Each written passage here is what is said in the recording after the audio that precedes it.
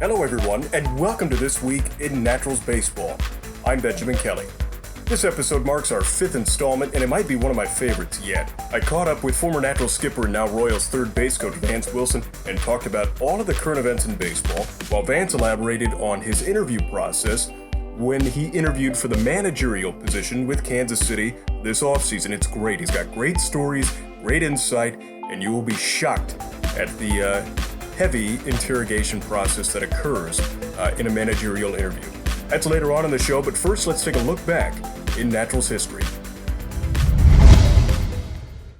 Let's jump back to June 4th, 2015. The Naturals won the club's sixth straight series finale to improve to 13-1 in those contests. Zane Evans played the hero, driving in all three Naturals runs, including a huge two-run homer in the ninth inning off Hooks reliever Michael Feliz to push Northwest Arkansas in front 3-1 for the final score. The Naturals pitching staff held the Hooks to just 1 out of 15 with men in scoring position on the night. Left-hander Daniel Stump aided that stat when he entered in the sixth inning with the bases loaded to get the final out. Stump earned the win. Malcolm Culver notched his fourth save on the season in the 3-1 win over Corpus Christi.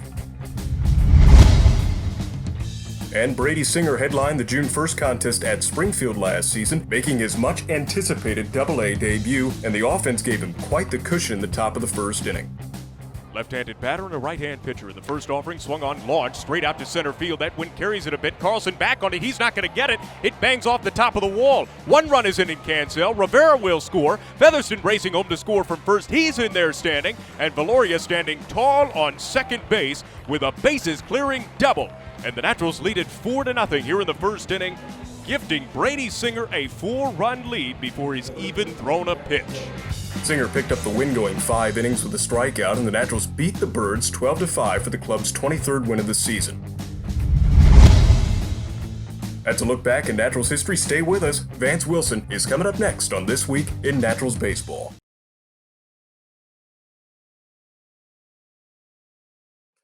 Vance Wilson joins us this week, former manager of the Northwest Arkansas Naturals and current third base coach for Kansas City. One of my favorite guys to talk to in baseball, knowledgeable, experienced in so many different areas, and we're going to touch on some of those areas today. And Vance, first off, good to see you. Thanks for joining us. How you doing? BK, great to see you, man. It's always good to be in your presence. This, I'm sure, is an off season that you will never forget for many reasons. With the Ned Yost retiring, Mike Matheny taking over, you're transitioning into a new role, and then you throw on top coronavirus pandemic. So I'm just curious as to the steps that initially took, because I know that you interviewed for the manager spot with Kansas City. Just take us through that, because when you first told me, it was so eye-opening to realize, man, it's a serious interrogation process.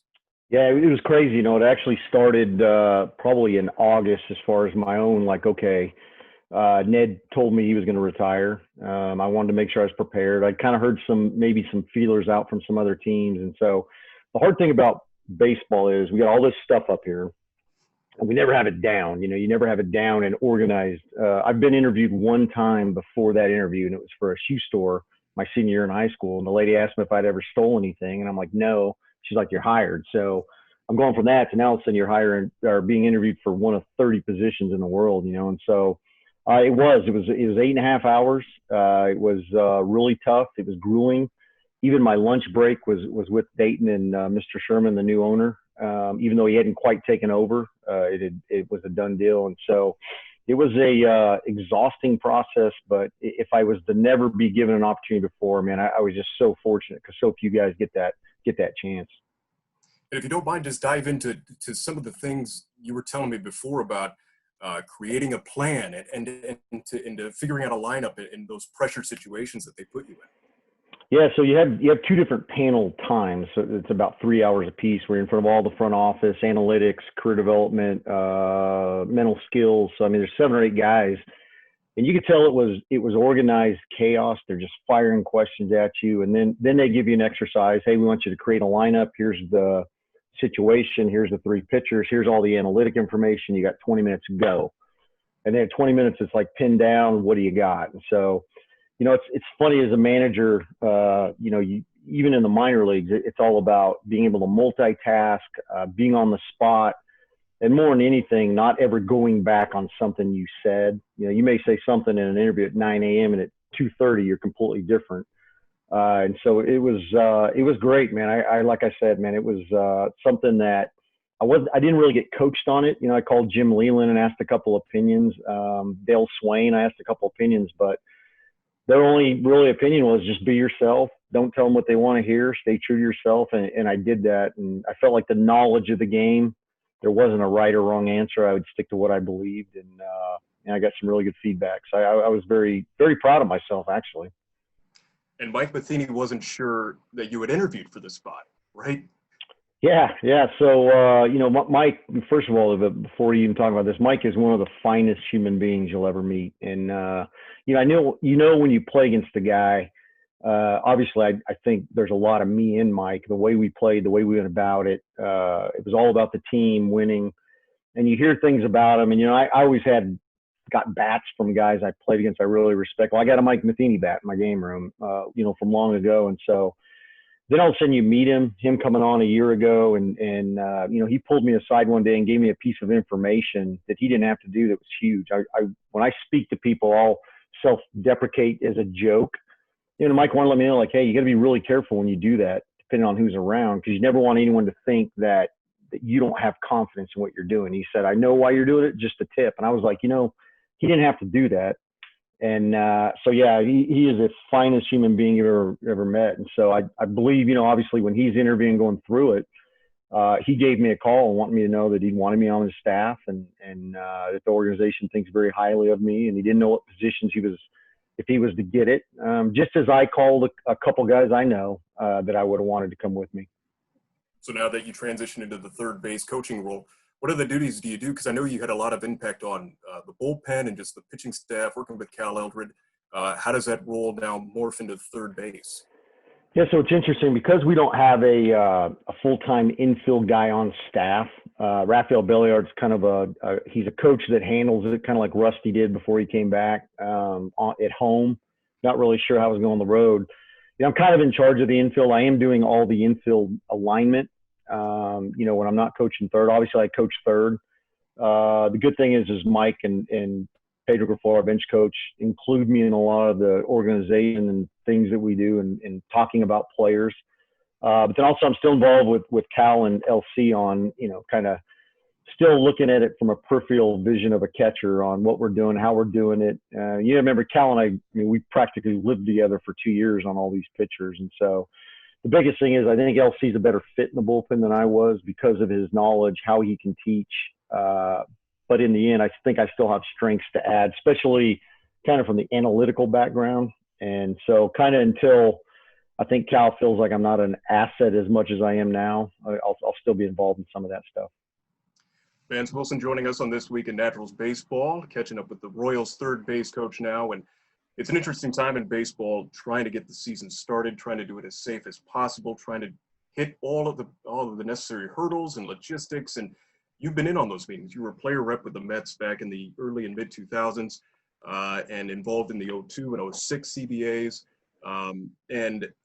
Just some notes. I was researching that CBA back in 2002, increased minimum salary for players, revenue sharing, stringent drug testing, and a competitive balance tax. And I thought it was interesting that the Yankees were the only team that voted against that because they were going to have to pay more on the tax. But take us inside of some of those, understanding that the negotiations that are going on today with a deal that is set to expire in December of 2021.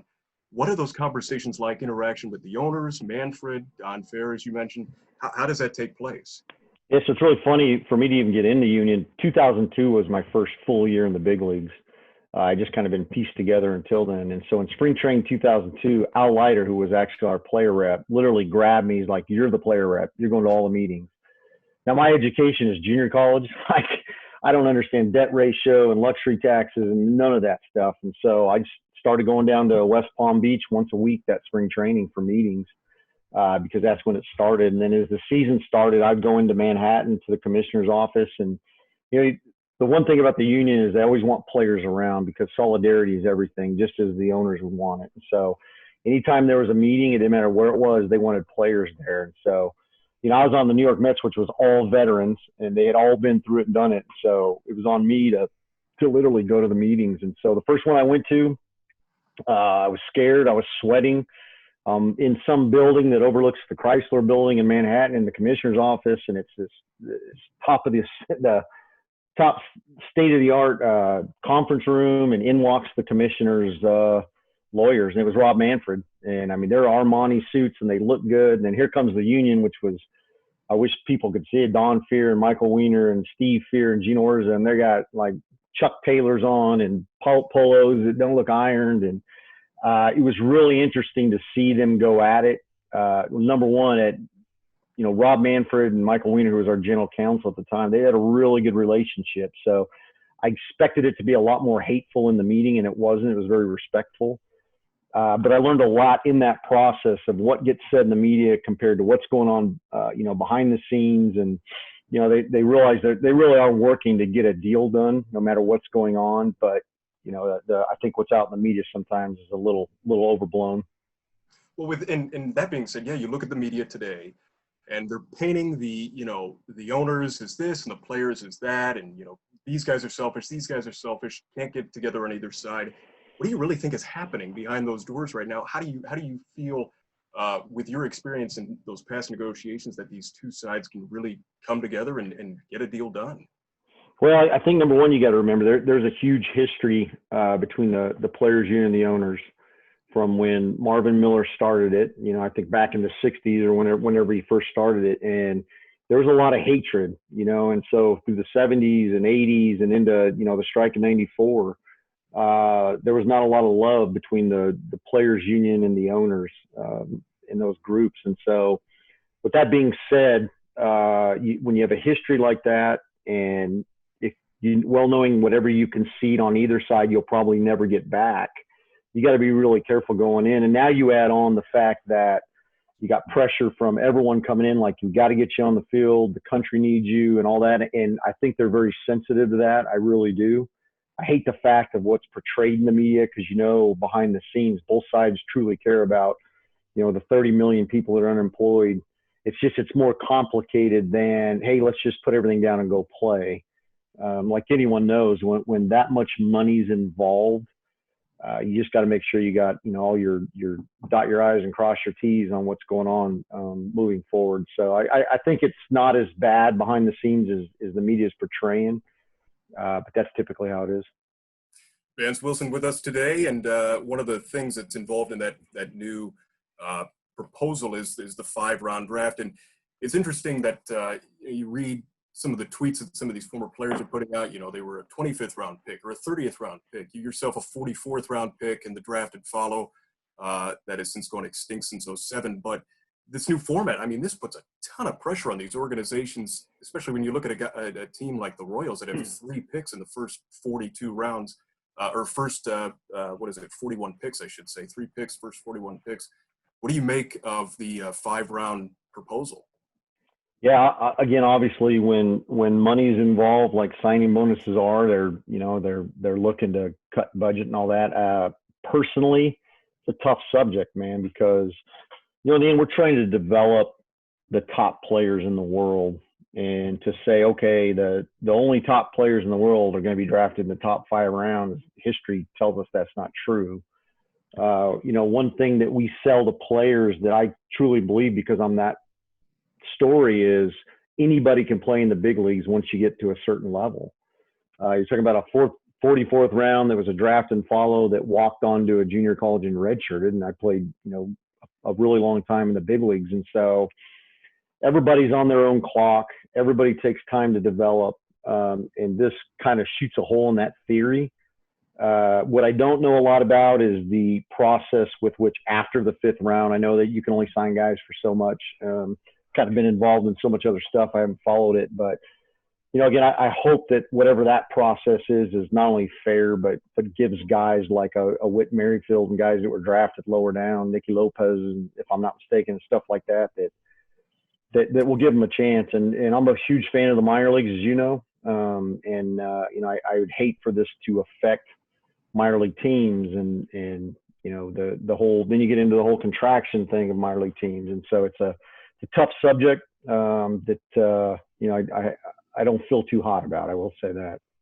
Did you see any of this coming? The contractions, say 5 years ago, contractions, these type of negotiations, obviously with the coronavirus, it puts a whole new wrench into things, but just, taking, teams out of these Americana towns that have been there for ages and contracting them. I mean, did you see anything like this coming?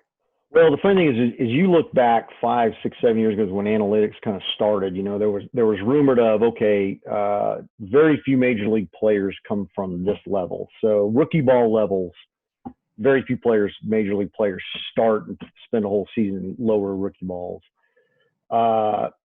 That may be true, and then you can say from a business side in the major leagues, okay, why are we spending that kind of money? But the other issue you run into as well, it not only does it help you give you rehab place for your guys to go, it's part of the development of your players. It's jobs for staff. And then it's a money maker and it's a fan thing for cities. So it's not just about the development of the major league players. The minor league players, but it's also, this is a really good thing for businesses. It's a really thing for the community. It's something that grows our game. You contract a team, let's just say the Nationals get contracted. Hypothetically, I know they're not getting contracted, but they get contracted. You're going to lose a lot of Royals fans that would follow a Mike Moustakas, Eric Hosmer, Salvador Perez to the big leagues and become Royals fans and start buying Royals tickets and follow them and go to games. And so I just think anytime that there's money spent on growing the game, that's a really big deal. And I think when you start contracting minor league teams and getting rid of jobs and getting rid of towns that have it, you're stunning the growth of our game. All right, Vance, let's talk baseball. Who impressed you in spring training? Brady Singer was still kind of in the hunt for things when the coronavirus broke, putting a halt to the season for the time being. Did he stand out to you? Yeah, the kid's really impressive. That whole group of guys that everyone talks about was really impressive, with Singer being the top. Just the way he goes about his business. There's characteristics of guys that you played with that you now see. And, I look back at the Mike Hamptons, Al Leiters, Tom Glavines, Verlanders, Jeremy Bonnermans. Singer has what they have, and it's a business-like mentality. It doesn't mean he doesn't have a good time, but when it's time to work, there's no messing around. And, we need some of that. There's a confidence that we haven't had. And the biggest thing, what I think I saw in what not only Brady, but some of those kids had that were with us, was it rubbed off on our other guys, even some of our veteran guys. And so he was very impressive. Definitely one of the top impressive guys. A lot of our young guys, Kyle Isbell was very impressive. Very, very impressive, actually, in all he did, from his outfield play, base running, the way he handled lefties. It was good. And then some of our veteran guys, our younger guys, but veteran guys for us, O'Hearns and McBroom, was a lot of fun to watch. They both had really good springs, kind of competing with each other, but they're really good friends as well. It was fun to watch those two. How's Hunter Dozier doing? I know he had that big season last year, and just, you were with him since day one, in Double-A, and you saw him struggle, and then you saw him really burst onto the scene as kind of second and a half year in Double-A, and he's become a really good big league player. How has he continued to develop? His biggest thing is the mental side. I mean, the way he goes about his work and what he has to do and what he needs to do. I think Terry Bradshaw has done a great job with him, being able to say, hey, look, Doge, here's what has to happen. Here's what you got to do to hit the big leagues.